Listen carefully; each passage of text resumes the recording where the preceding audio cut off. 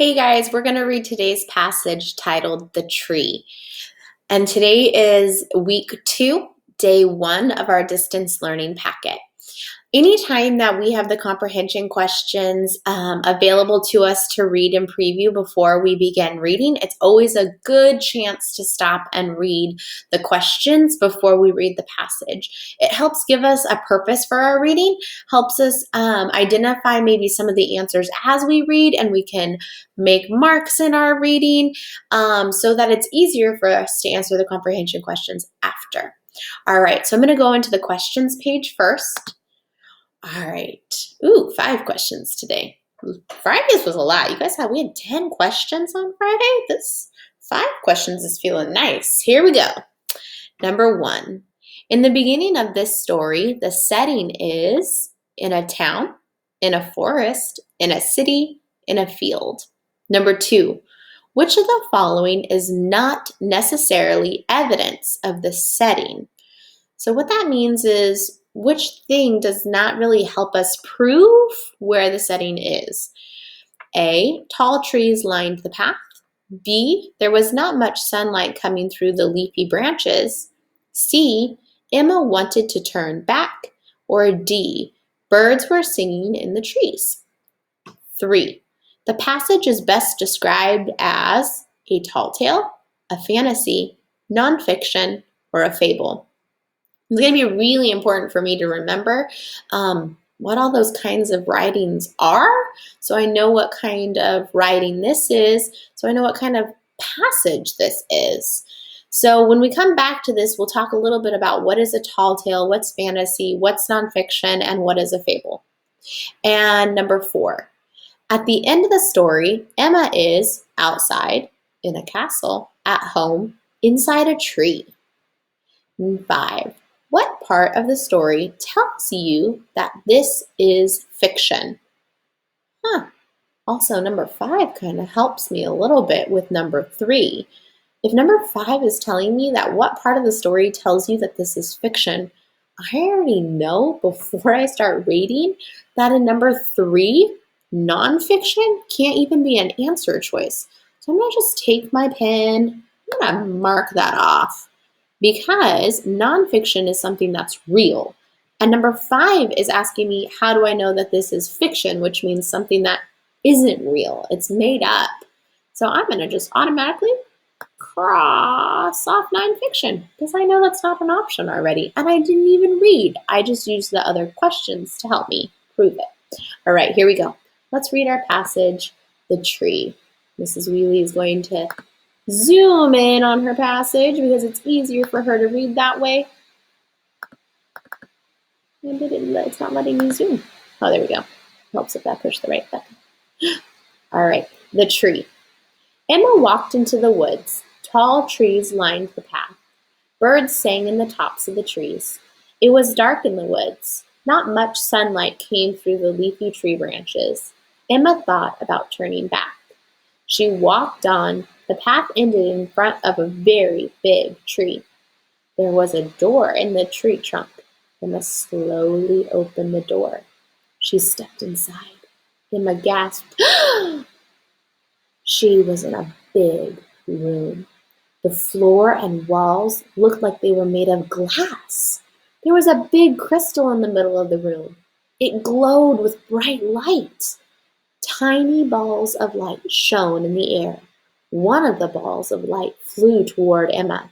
When it got closer, she saw that it was a fairy. "Good for you, Emma," said the fairy. "You have found our home." The fairies are not real. And I already remember that one of my questions is, what kind of story is this?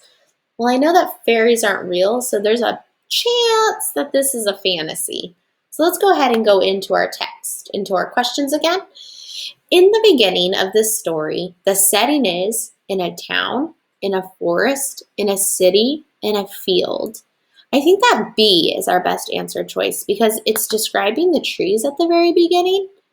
So I'm going to highlight in a forest. And I'm going to go and I'm going to find the text evidence to prove it. Emma walked, there it is. into the woods. And I know that woods and forests are like synonyms. They're words that mean the same or talk about the same kind of thing. So that is my evidence for number 1. Number 2. Which of the following is not necessarily evidence of the setting? So which one of these is not evidence for our setting? We already have said that the setting is woods, forest, tall, big trees is what was described to us.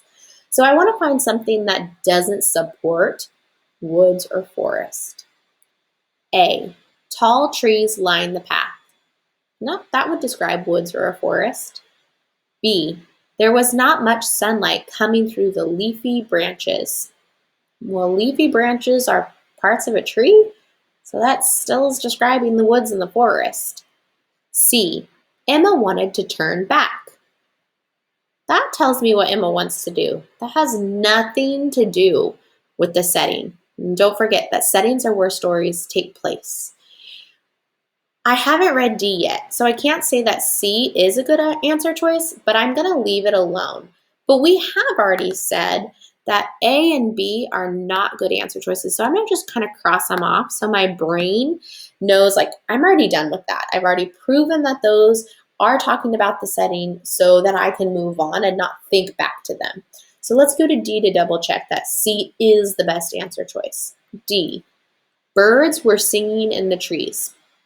Well, birds and trees kind of supports forest or woods. So I would say that D is not a good answer choice. So C is the best answer choice for us. So I'm going to highlight C. Number 3. This passage is best described as a tall tale, fantasy, a fable. Well, a tall tale usually has an exaggerated character, one of like super strength or super ability, and has been passed down from generations to generations. This passage doesn't have that, so it's not a tall tale. A fantasy. Fantasies are just things that aren't real. And I've already said that if there's a fairy in this passage, then maybe this is a fantasy. But I need to remind myself, what is a fable? D, a fable. We learned about fables right before school closure. And just a reminder, fables are stories that have characters who talk that usually are teaching us a moral or a lesson, something that I can apply to my life. No animals talking in this story. No moral or lesson here. So it's not a fable. I'm going to cross that out. So my best answer choice is B. It's a fantasy. All right, number 4.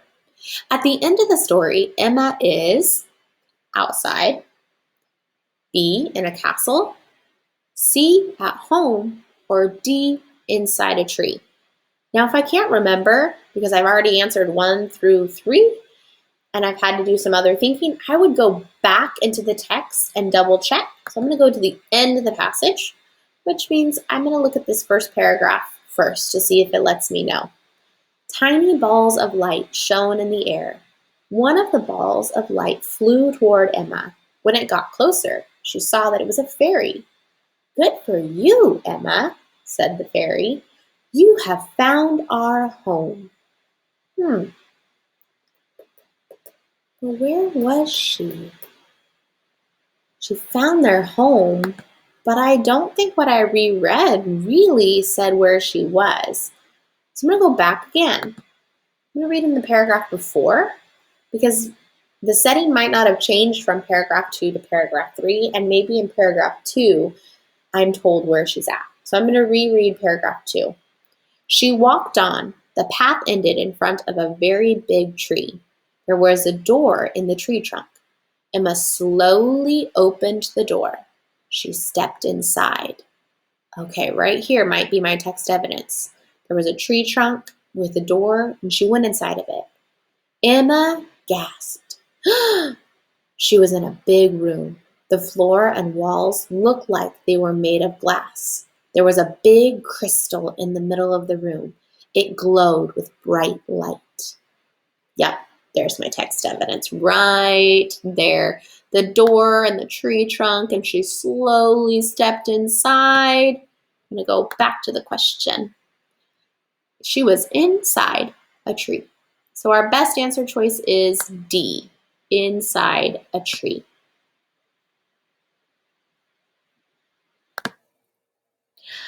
And number 5, what part of the story tells you that it is fiction? I'm going to read that again because I got a little messed up on my words. What part of the story tells you that it is fiction? I think there's several parts of this story that can prove that this story is fiction. One of the parts is here where it said that had the fairy talking and introduces the character of the fairy. That proves that this is fiction. Another section of this passage that proves that it's fiction is that there is a tree with a door, and when she walked inside, there was a crystal in the center and the room glowed with light. That description of that setting also lets me know that this is fiction. All right. Well, thanks for checking your work with me. I hope that you did well. If not, go back and find the text evidence, prove it, and correct your work. We know that correcting our work is really powerful for our brains and teaching our brains how to better find answers the next time by practicing how to find them again if we've made a mistake. All right, guys, I'll see you tomorrow. Bye.